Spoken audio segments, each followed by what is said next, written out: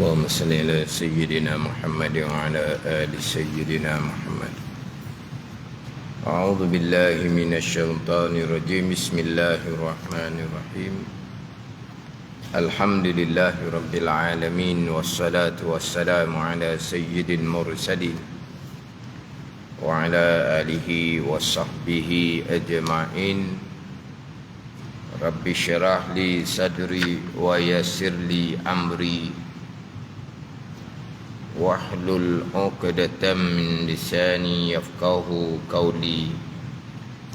سبحانك لا علم لنا إلا ما علمتنا إنك أنت العليم الحكيم.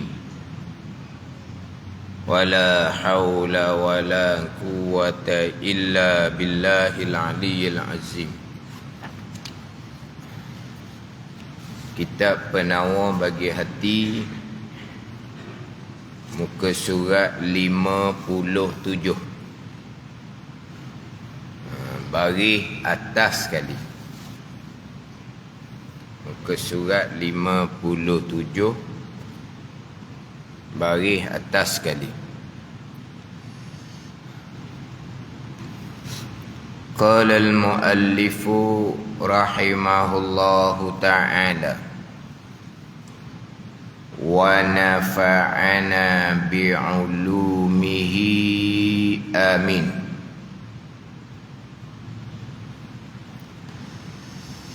Dan boleh jadi bahawa ada pemberian itu pemberian daripada Allah Subhanahu wa ta'ala, istidraj atasnya atas seseorang. Dan boleh jadi bahawa ada pemberian Allah Subhanahu wa ta'ala itu istidraj atasnya atas seseorang, seperti firman Allah Subhanahu wa ta'ala, fatahna alaihim. Dimula situ dah. Dimula fatahna alaihim. Di awal ayatnya, falamma nasu ma zukiru fatahna alaihim. Surah Al-An'am ayat yang ke-44. Falamma nasu ma zukiru fatahna alaihim abwaba kulli syai'in hatta iza farihu bima utu akhadnahum baghtah. Di hujungnya fa izahum mublisun. Terjemahan dia artinya membuka oleh Allah, membuka oleh Allah Subhanahu wa ta'ala. Asal ayat tu fatahna, membuka oleh kami, yakni oleh Allah Subhanahu wa ta'ala, atas mereka itu akan bermacam-macam daripada segala nikmat,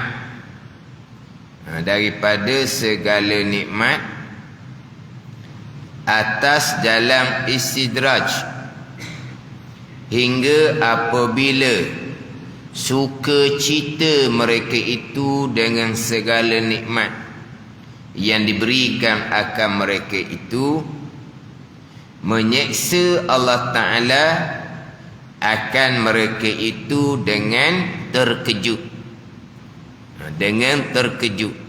Menyeksa Allah Ta'ala akan mereka itu dengan terkejut. Dan firman Allah Subhanahu wa ta'ala, sanastadrijuhum min haitsu la ya'lamun. Artinya, selagi kami ambil mereka itu.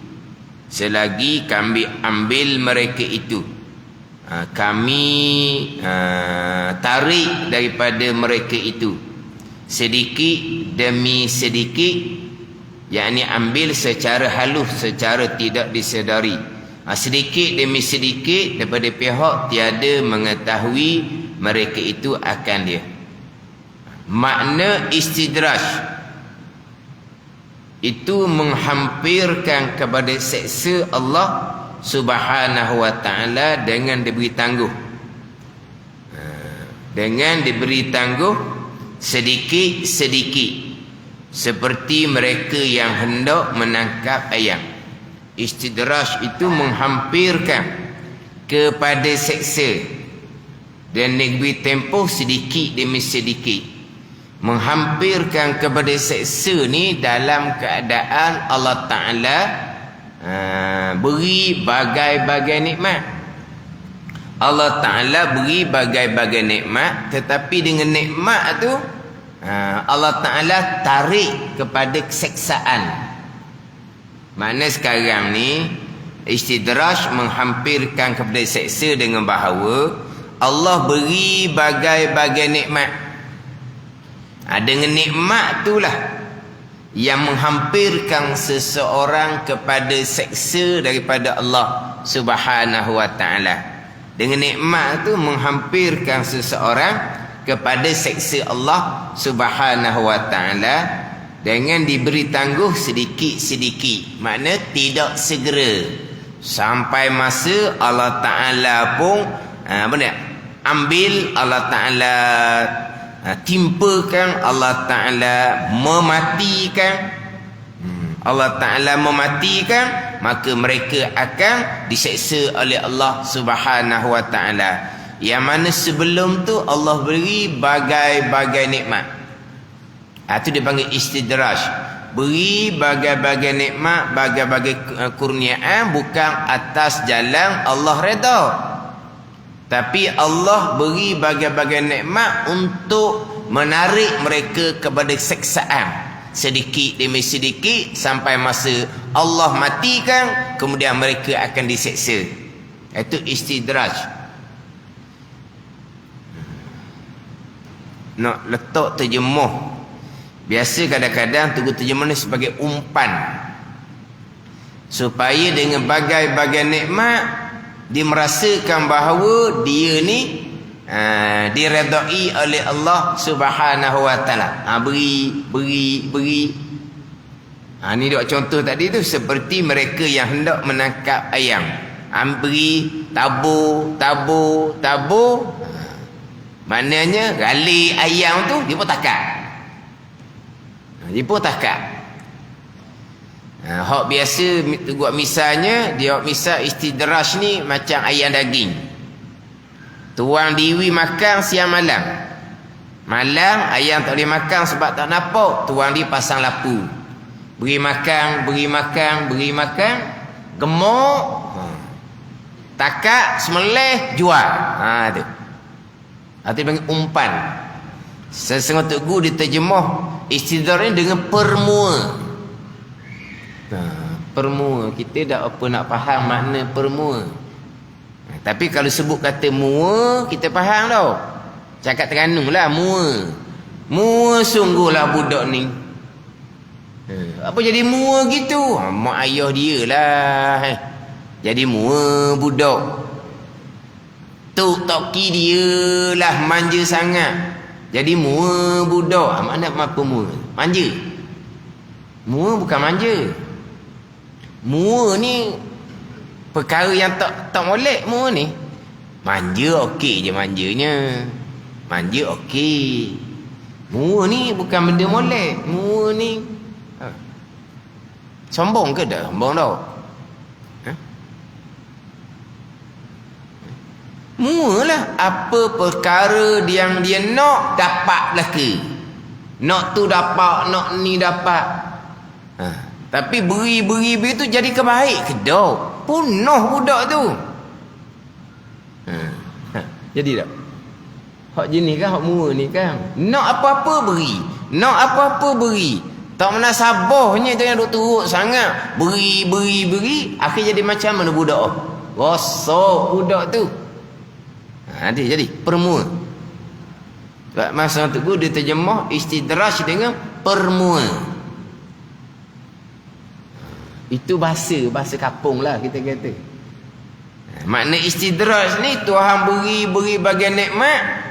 Akhir sampai masa Tuhan azab, Tuhan seksa. Tuhan mati dalam keadaan tidak sempat bertaubat dengan Allah Subhanahu wa taala. Ada ni. Dengan buat bagai-bagai maksiat. Tapi Allah Taala ini limpah Allah tak beri kepadanya bagai-bagai nikmat atas dunia. Walaha dianya maksiat derhaka akan Allah Subhanahu wa taala. Tu dia panggil istidraj. Beri, zahirnya nikmat, hakikatnya adalah bala. Sebab orang yang ni maksiat derhaka, nikmatnya tak banyak mana, seksaan ni tidaklah seberat orang yang bagai-bagai nikmat tetapi menggunakan nikmat untuk kemaksiatan dan kederhakaan, hak lebih seksaan nak banding dengan orang yang tak ada nikmat mana di dia tapi dia maksiat juga pada ni. Tapi tak luas mana langkahan dia, sebab di dia tak ada keluasan, tak ada nikmat yang bagai-bagai. Ni Tuhan bagi bagai-bagai nikmat, maka maksiat dia luas, kederhakaan dia luas. Sampai masa dia lebih berat daripada orang yang Tuhan tidak kurniakan banyak nikmat. Kalau dia maksiat derhaka pun tak luas mana. Jadi Tuhan beri banyak-banyak tu umpan sampai masa Tuhan seksa. Dia gitu. Boleh faham tak istidraj? Dan boleh jadi bahawa pemberian itu istidraj atasnya. Yang sekarang ni kita bicara berkaitan dengan kelebihan yang ada pada diri kita. Kelebihan yang ada pada diri kita. Kelebihan yang ada pada diri kita, satunya yang tiada berkait dengan usaha kita. Contohnya cantik rupa dan elok suara. Contohnya akal yang cerdik, IQ yang tinggi. Itu semua bukan datang dari usaha. Jadi nak uju kok jalan mana? Nak perasan lebih kok jalan mana? Lebih. Sebab apa? Sebab cantik rupa usaha kita ke? Nak perasan lebih, perasan tinggi, perasan hebat, dengan suara sedap usaha kita ke? Dengan otak cerdik usaha kita ke dapat otak cerdik tu? Itu semua daripada Allah Subhanahu wa taala. Itu lebih mudah. Hak bahagian yang keduanya, kelebihan yang ada pada diri seseorang yang zahirnya datang daripada ikhtiar dan usaha. Mana? Berilmu. Datang daripada ikhtiar usaha seseorang belajar. Beramal ibadah. Datang daripada ikhtiar usaha seseorang untuk melakukan amal ibadah. Jadi berilmu seseorang, beramal ibadah seseorang, hak tu kelebihan, ketinggian. Tapi datang daripada mana? Yang mana kita belajar, kita menggunakan anggota yang datang daripada Allah. Semua tu datang daripada Allah Subhanahu wa taala. Kita boleh buat amal ibadah pun, semua yang kita gunakan tu anggota yang datang daripada Allah Subhanahu wa taala. Bahkan pada hakikatnya kita memilih untuk belajar dan beramal, kita melakukan pekerjaan belajar, kita melakukan pekerjaan beramal, ianya adalah perbuatan Allah, makhluk Allah Subhanahu wa taala. Betul lah kita yang memilih, yang menghendaki pada belajar, kita yang memilih, kita yang menghendaki pada beramal. Apa yang kita pilih, itulah pilihan kehendak Allah Subhanahu wa taala pada azal. Jadi hakikinya la haula wala quwata illa billahil aliyyil azim. Jadi nak ujuk kok jalan mana atas ilmu, atas amal yang hakikinya adalah milik Allah Subhanahu wa taala. Yang mana kita sepatutnya takut Allah Ta'ala cabut nikmat kelebihan yang ada pada diri kita. Allah Ta'ala cabut nikmat ilmu, Allah Ta'ala cabut nikmat amal. Kita takut situ sepatutnya. Sebab apa? Sebab hati kita ni milik Allah. Hati kitanya berbolak balik. Nanti Allah tarik balik kan? Kita takut situ. Sebab apa? Sebab apabila ianya adalah pemberian daripada Allah, Allah berhak untuk menarik bila-bila masa sebab hak dia.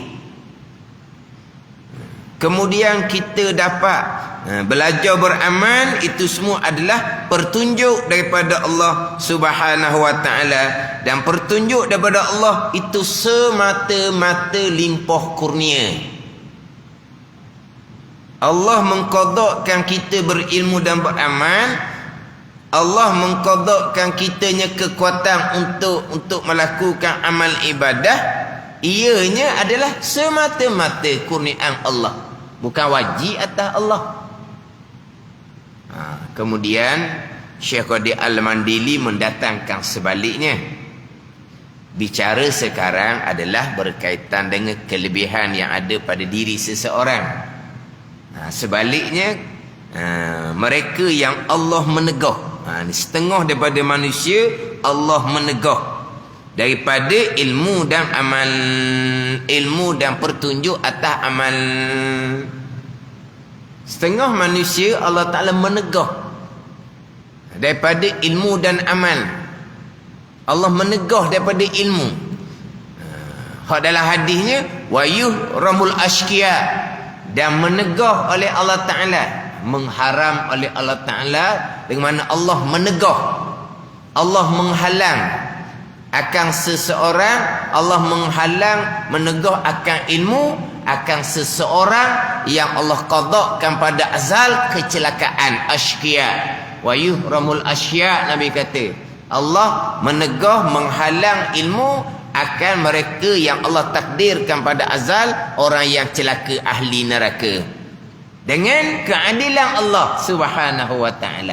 Anda kita pernah bagi hati. Yang mana terkadang sebut kata ilmu terus berpaling pada ni bahagian masing-masing.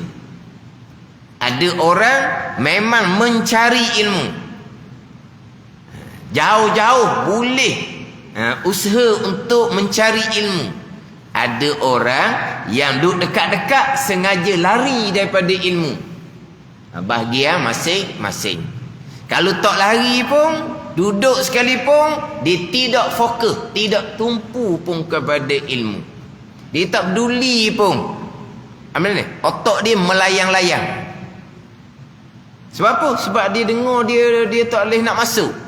Sebab apa? Sebab al-ilmu nurun, kata Imam Syafi'i. Ilmu ni cahaya. Wa nurullahi la yuhda li'asi. Cahaya ilmu daripada Allah ni tidak akan dihidayahkan pada orang yang ahli maksiat. Hatinya zulmah dengan riya, ujub, takabur. Walaupun tak lari sekalipun daripada balik ilmu, hati tidak akan terbuka. Sebab apa? Zulmah dengan riya, ujub, takabur. Imam Syafi'i mengumpamakan ilmu ni cahaya. Cahaya Allah tidak akan dihidayahkan, dikurniakan pada orang yang ahli maksiat. Ahli maksiat macam mana? Duduk dalam masjid, zahir je duduk dalam masjid, tapi hati riya, ujub, takabur, hasad, sifat iblis belaka. Ada ni. Kita biasanya sebut orang yang hati iblis, hak jahat-jahat tu lah. Hak dipanggil apa? Hati kering. Hak bunuh orang, tak ada simpati langsung apa tu, dia panggil apa? Hati kering. Hak jahat-jahat. Dia rupa manusia, hati iblis. Sama juga dengan orang yang duduk dalam masjid, Tapi hati takabur. Takabur sifat siapa? Bukan iblis. Dah hati iblis lah. Kita panggil hati iblis. Hati malaikat. Orang takabur ni hati orang, hati malaikat. Hati iblis. Zulmah dengan kemaksiatan. Hak sifat-sifat hati yang dosa besar. Zulmah pula dengan akidah yang sesat. Pada ni. Dengan dosa-dosa yang banyaklah. Dosa akidah, dosa tinggal semayang, dosa semayang tak betul. Dosa dengan Adam dahulu-dahulu pada masa berpangkat. Ramai mana anak Adam, manusia yang dizalimi olehnya, yang dianiayai olehnya, ramai mana. Kemudian dapat pula harta daripada sumber-sumber yang haram, yang tidak dihalalkan pada syarak. Kemudian pun mari duduk masjid. Hati zulmah, bertaubahnya tidak. Hak ni walaupun tak lari daripada jual ilmu sekalipun, mereka duduk dalam keadaan kepanasan. Duduk dalam keadaan kepanasan. Walaupun tak lari sebab apa? Sebab nak berjemaah Isyak. Tu saja. Tapi hakikatnya tertegah daripada ilmu dan pertunjuk. Ni hak bagai-bagai ni. Dia lebih senang hak lari. Hak lari tak ganggu orang. Hak lari tu dia hadiah je, tak ganggu orang. Hak tak lari ni dia mula lah. Dia mulalah. Kalau kuliah maghrib ni lambat sikit siap go. Lambat sikit sudah. Biasa lah. Biasa lah. Kadang-kadang orang perempuan tergamuk hidup ngepek belakang. Ustaz tahu juga duduk depan. Tahulah. Orang maklumkan kemudian. Orang perempuan duduk bunyi belakang. Seorang je dia kata. Tapi orang dengar lah dia cakap. Nak bunyi apa? Lepas tu Isyak. Nak semayang ni. Nak main Isyak. Balik rumah boleh semayang Isyak. Orang duduk ramai-ramai tu duduk diam je. Orang nak belajar. Ni. Dia panggil manusia apa seumpam ni? Tidak ada apa? Segang silu. Tak ada malu-malu. Tak ada segang silu. Tak ada malu-malu. Dalam keadaan kalau ramai juga member, okey juga. Seorang je, orang lain senyap je. Orang lain masing-masing ada ketah belaka. Nak mengaji, nak belajar. Mana kalau tak selain dengan kita tembur lah, lari. Nak main Isyak rumah lah. Kau nak cepat sangat. Dia ni. Sebab apa? Hati dia tertegah daripada ilmu. Keadilan Allah Subhanahu wa ta'ala. Dia ni. Maknanya boleh belajar, faham ilmu, boleh buat amal, kesemua tu adalah datang daripada Allah Subhanahu wa ta'ala, yang sepatutnya kita takut Allah Ta'ala cabut. Sebab apa? Sebab milik Allah Subhanahu wa ta'ala. Allah kekalkan di kita kurniaan, bukan kewajipan bagi Allah Subhanahu wa ta'ala. Dan boleh jadi bahawa ada pemberian itu istidraj atasnya. Belajar, semangat belajar, boleh memahami ilmu. Tapi Allah Ta'ala kurniakan ilmu bukan dengan redha. Sebab kita belajar, hati kita bukan lillahi ta'ala. Kita belajar nak dapat ketinggian, nak dapat kebanggaan, nak dapat begian. Ilmu dapat. Boleh menyampaikan ilmu. Tapi niat belajarnya niat yang tak betul. Allah beri ilmu istidraj. Niat belajarnya comel. Boleh ilmu, alhamdulillah. Tapi diuji pula dengan ketinggian dunia. Akhirnya hati yang ikhlas tadi ni terpaut dengan dunia. Tapi nikmat meningkat. Dapat daripada Allah Subhanahu wa ta'ala. Tapi itu bukan dengan redha Allah Subhanahu wa ta'ala. Itu dia panggil istidraj. Yang hati asalnya ikhlas, tiba-tiba hati berpaling untuk dapat ketinggian dunia. Dapat ketinggian dunia. Allah Ta'ala takdirkan seseorang dapat ketinggian dunia. Tapi dengan murka Allah, bukan dengan redha Allah Subhanahu wa ta'ala. Allah beri. Sampai masa mahsyar, tahulah. Bukan mahsyar, barzah pun tahu dah. Mati saja, Tuhan matikan tiba-tiba, tidak sempat bertaubat daripada dosa hati yang berpaling daripada kerana Allah kepada kerana dunia yang asalnya kerana Allah. Yang asalnya belajar kerana Allah. Tuhan kurniakan ilmu apa semua. Bila dah berilmu, dapat ketinggian, dapat sanjungan, dapat kesenangan, itu ujian dengan keduniaan. Sebab duduk atas dunia akan diuji dengan ujian keduniaan. Ni hati tak jaga molek, hati pun terpaut dengan dunia, terikat dengan dunia, tapi dapat bagai-bagai lagi. Allah Ta'ala tak tarik pun. Allah tak tarik, tapi Allah Ta'ala bagi atas jalan istidraj, bukan dengan redha Allah Subhanahu wa ta'ala.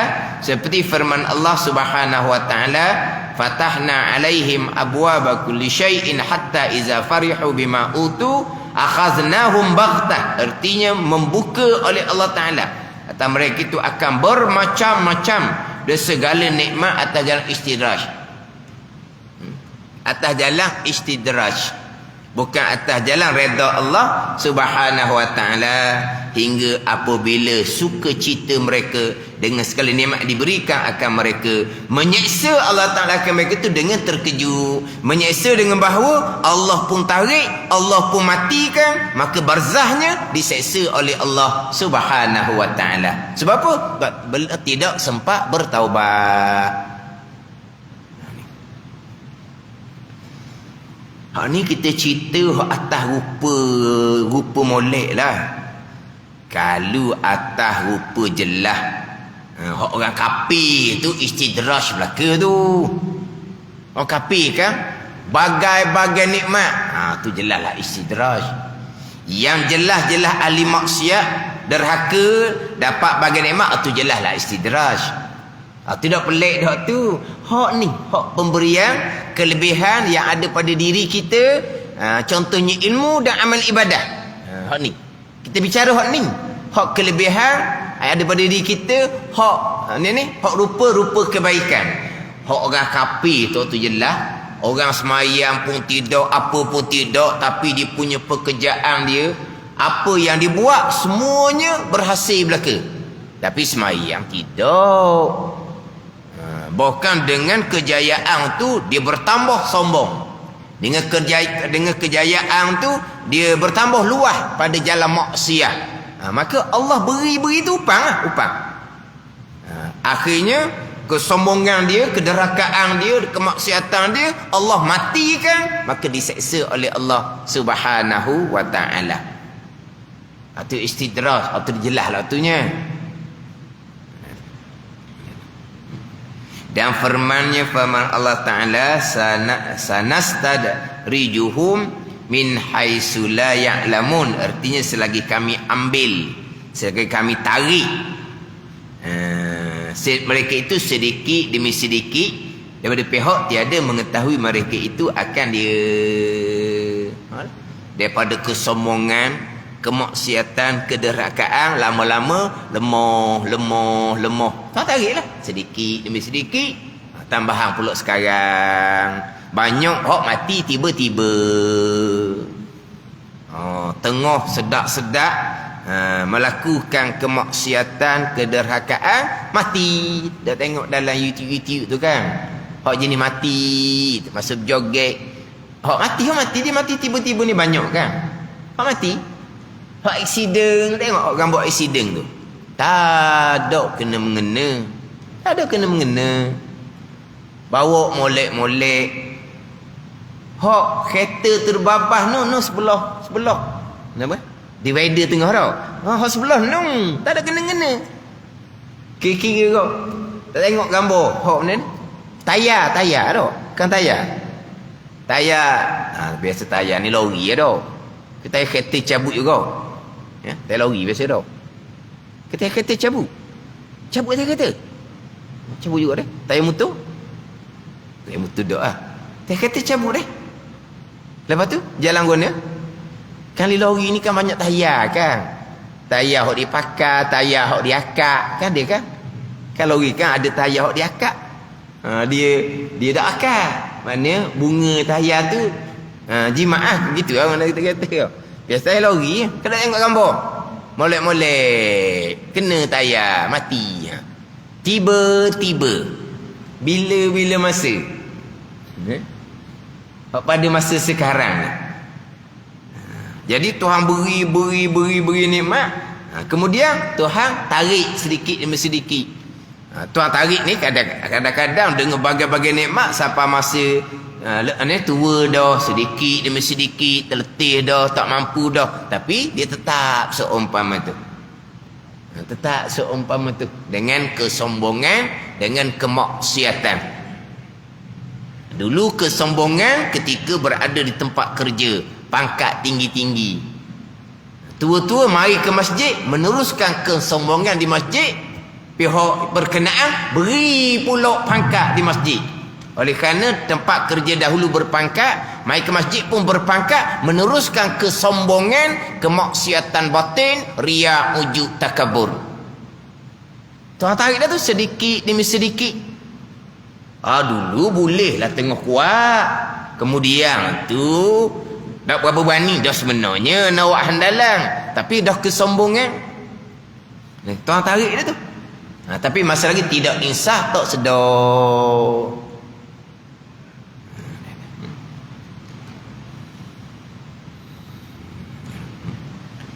Dia apa-apa yang ada atas dunia ni di sisi Allah Subhanahu Wa Taala tidak ada nilai.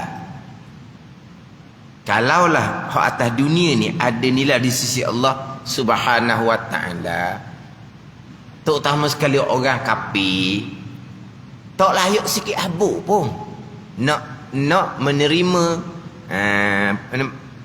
milik Allah atas dunia yang kalau ada nilai. Sebab dinyatakan dalam hadisnya, lau kanatid dunya ta'dilu indallahi janaha ba'udatin ma saqa kafirun minha syurbata ma'in. Jikalau adalah dunia ni menyamai nilainya di sisi Allah sebelah sayap nyamuk, ada nilai di sisi Allah, nescaya tiada memberi oleh Allah Ta'ala akan orang kafir daripada dunia walaupun seteguk air. Tak ada nilai di sisi Allah Subhanahu Wa Ta'ala. Sebab itulah dunia ni syurga kepada orang kafir. Sebab tak ada nilai di sisi Allah. Tak ada nilai di sisi Allah. Allah beri bagai-bagai nikmat pada orang kafir. Allah beri bagai-bagai nikmat kepada orang yang ahli maksiat, orang yang derhaka kepada Allah Subhanahu Wa Ta'ala. Tapi atas jalan istidraj, bukan atas jalan redha Allah Subhanahu Wa Ta'ala. Allah beri dunia kepada orang yang beriman dan beramal soleh. Allah kurniakan dengan redha Allah Subhanahu Wa Ta'ala kepada mereka-mereka yang beriman dan beramal soleh. Orang beriman dan beramal soleh Allah redha. Terkadang Allah beri dunia, terkadang Allah tak beri dunia. Allah beri dunia kepada beriman dan beramal soleh, panjang bicara di hari akhirat. Orang yang beriman dan beramal soleh, Allah tak beri dunia, cepat mereka di hari pada mahsyar ke syurga Allah Subhanahu Wa Ta'ala. Itulah. Tapi hakikatnya kesemuanya adalah datang daripada susunan Allah Subhanahu Wa Ta'ala, qada Allah Subhanahu Wa Ta'ala, sama ada perkara baik ataupun perkara jahat. Walaupun kita ahli sunnah wal jamaah wajib berpegang ada pilihan dan perbuatan, tapi pilihan dan perbuatan kita tetap balik kepada rukun iman yang keenam, qada dan qadar Allah Subhanahu Wa Ta'ala. Ini cerita bab pegangan, cerita bab ini hak perintah syariat. Allah memerintah kita suruh makruf, kita wajib suruh makruf. Allah perintah kita cegah mungkar, kita wajib cegah mungkar. Walaupun hakikat di sisi Allah telah tetapkan sama ada dia akan menjadi baik ataupun dia tidak akan menjadi baik. Itu dari segi hakikat kita tak tahu. Kita diperintah supaya suruh perkara makruf. Suruh perkara makruf dah Tuhan tetap dah dia tambah melakukan kebaikan, mana kita tahu. Mudah-mudahan dianya berubah. Sebab qada pada azalnya dia berubah. Itu bukan urusan kita. Tadi masa di masjid Bukit Besar cerita bab baik jahat ni lah. Adalah satu ni pohon pencerahan. Minta pencerahan. Dia dalam bab pegangan ni ialah minta pencerahan, bolehlah cerita rekah-rekah. Nak cerita panjang-panjang bab qada qadar ini bukan urusan kita. Jadi di pohon pencerahannya, apa guna kita menyuruh seseorang buat baik sedangkan hakikat di sisi Allah dia telah ditakdirkan, telah ditetapkan, maknanya dia tidak melakukan kebaikan. Apa guna kita disuruh oleh Allah untuk mereka buat perkara baik? Itu perintah syariah. Allah perintah, kita suruh je lah. Dan Allah takdir dah dianya tak akan jadi baik. Mana kita tahu? Mudah-mudahan lepas kita suruh dia berubah jadi baik. Mana kita tahu? Kita suruh dah dia kebaikan, tapi dia tidak berubah. Takdir Allahnya dikekal kejahatan. Kita lepas bahagian syariah. Allah memerintah kita suruh, setakat tu sudahlah. Bukan makna Allah perintah kita suruh, Allah kehendak pada kita, kita menyuruh, baik dia kerana kita. Dah, itu zahir je. Allah perintah kita suruh kebaikan, cegah kemungkaran. Ada ni. Mana nak pencerahan qada tu je lah. Jadi itu usaha kita seperti tidak berguna. Tidak berguna masuk ke mana? Dari segi ni syariat tak apa, tak ada gunanya. Kita istiusaha atas kebaikan, dapat balasan kebaikan. Tapi istiusaha kita pun, kalau Tuhan tetap dah perkara yang berlaku, istiusaha kita tu pun ketetapan Allah Subhanahu wa taala. Kita suruh kebaikan, itu pun ketetapan daripada Allah, qada dan qadar. Yang kita suruh kebaikan, dia berubah ke tak berubah, itu qada dan qadar Allah. Sebab dalam bab istiusaha ni, bukan kata istiusaha pada perkara yang diperintahkan oleh syarak. Dalam kehidupan dunia ni kan, ada orang yang istiusahanya bagus-bagus, ada orang yang istiusahanya tak ada pun. Dan kalau kita cerita hal dunia, ini cerita hal perintah-perintah agama. Istiusaha kita pada suruh makruf cegah mungkar contohnya. Ada yang menunaikan suruhan ni, ada yang tidak menunaikan suruhan. Dia tak peduli pun. Orang buat maksiat pun tak peduli pun. Makna itulah ketetapan Allah bagi dia. Sama juga dengan kehidupan dunia. Ada orang yang Tuhan tetapkan dianya, itu usaha yang comel-comel. Ada orang perkara dunia Allah tetap pada azab, tak ada. Dia malah itu usaha. Itu semua ketetapan daripada Allah Subhanahu wa taala. Allah memerintahkan kita suruh perkara baik, itu syariah. Kita pun suruh perkara baik. Qada dan qadar, bahagian kebaikan untuk kita. Pedahnya dapat pahala, dapat balasan baik di hari akhirat. Itu usaha ni bukan kata suruh perkara baik. Ni kita ni gerak diam kita ni itu usaha lah. Kita duduk dalam majlis ilmu ni, usaha perbuatan kita.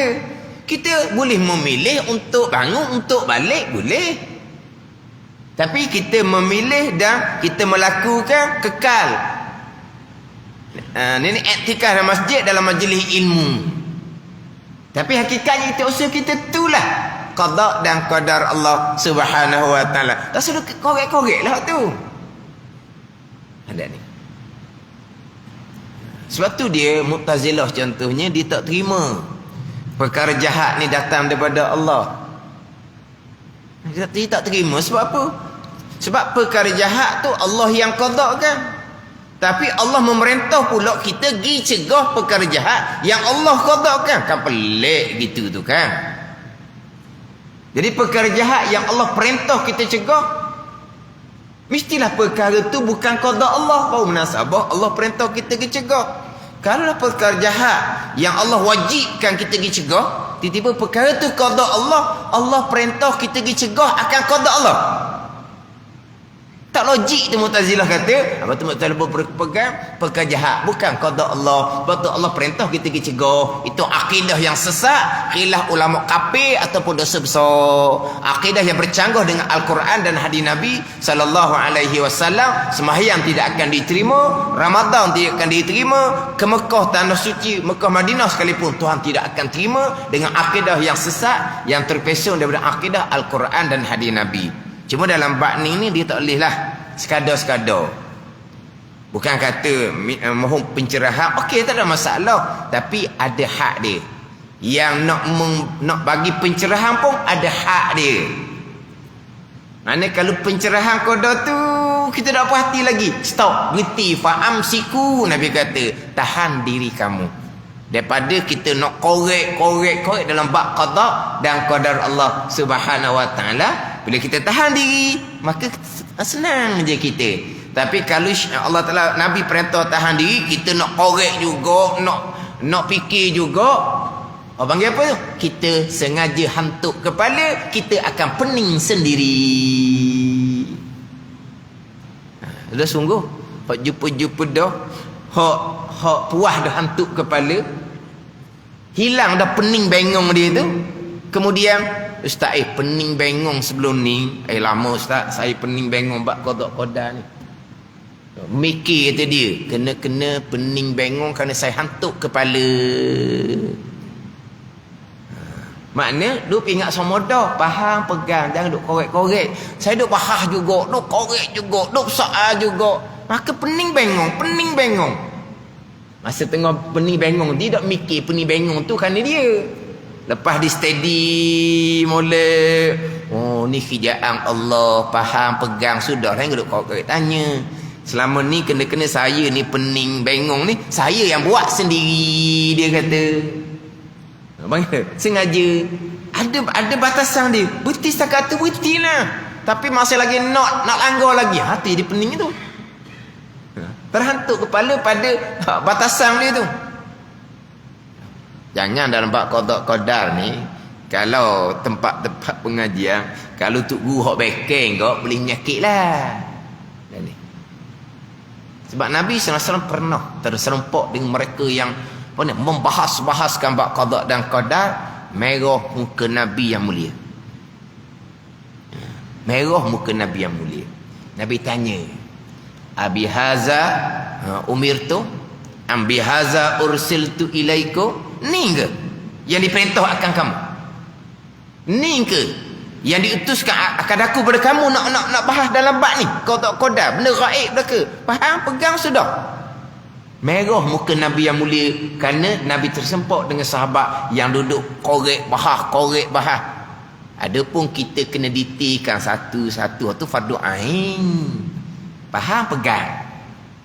Tak ada ni. Baik jahat Allah telah tetapkan. Allah perintah kita suruh makruf, kita suruh syariat. Allah perintah kita cegah muka, kita cegah, itu syariat. Muka tu qada Allah, pegangan. Dah lah. Tapi Allah suruh, kita buat je lah. Itu usaha kita, itu usaha itulah hakikatnya qada dan qadar Allah Subhanahu wa taala. Dok orang ni kadang-kadang dia ulang sangat. Tapi begitulah. Payuh ke mana tak tahulah, payuh cara huraian ke macam mana. Tapi hak saya jumpa dah, hak kemudian tu dak payah, hanya memayahkan diri sendiri, itu je. Tapi betul-betul nak sungguh. Berapa nak sungguh? Sebab kalau akidah salah, habis. Mari masjid, dah tradisi, gitu je lah. Pekoh comel, semayang bang dengan ilmu, akidah tak comel tak pakai gawat. Kalau akidah pun tak peduli, bak pekoh pun ada. Bak hati pun riak wujud takabur, nampak ada di masjid sentiasa, waktu tu kadang-kadang merosokkan orang lain pula. Jadi usaha sebab apa? Sebab untuk memastikan akidah. Tapi oleh kerana terdahulunya pegangan tu jauh sangat lagi, zulmah dengan pegangan yang terpesong, Jadi nak betul balik tu. Sebab dengan akal ni tak boleh nak terima. Perkara jahat qada dan qadar.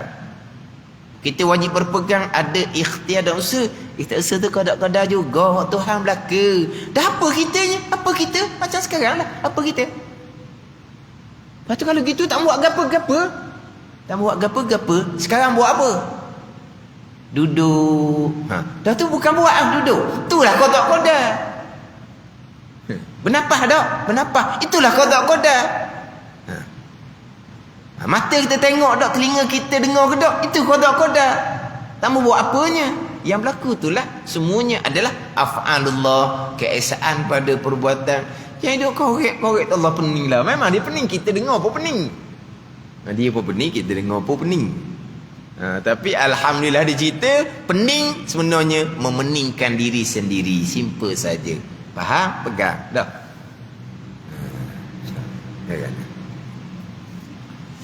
Ni kita nak masuk dalam Ramadan ni. Kita malam ni malam terakhir masuk dalam Ramadan, bulan yang suci. Pastikan dengan akidah yang suci, dengan hati yang suci. Masuk bulan Ramadan dengan persiapan.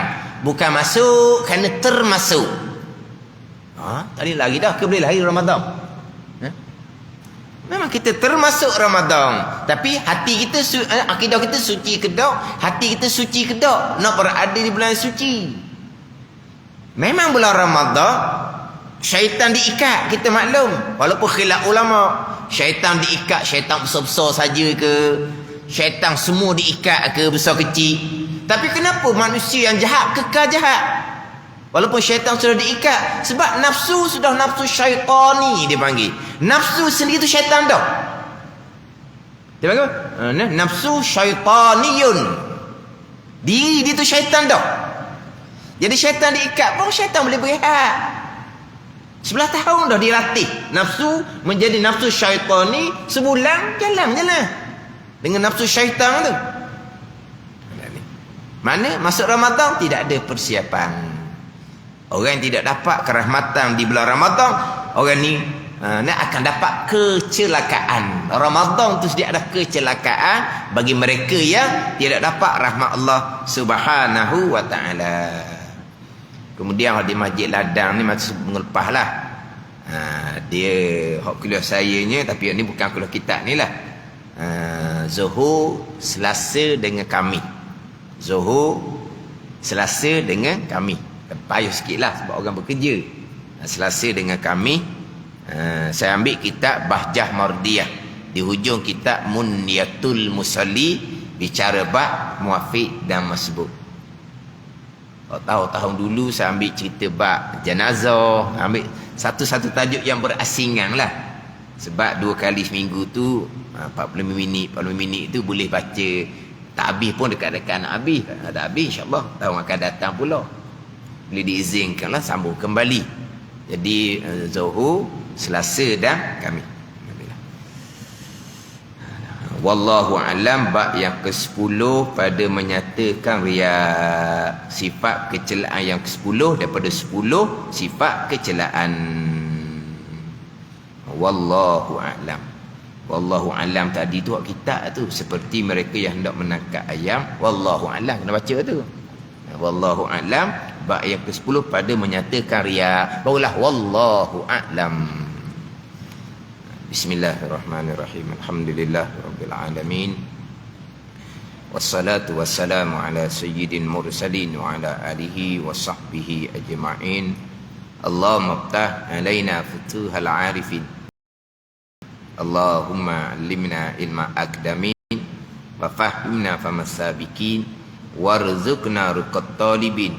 Allahumma zidna ilma wa alhiqna bis salihin. Wa sallallahu ala sayyidina Muhammadin wa ala alihi wa sahbihi wa sallam. Walhamdulillah rabbil alamin.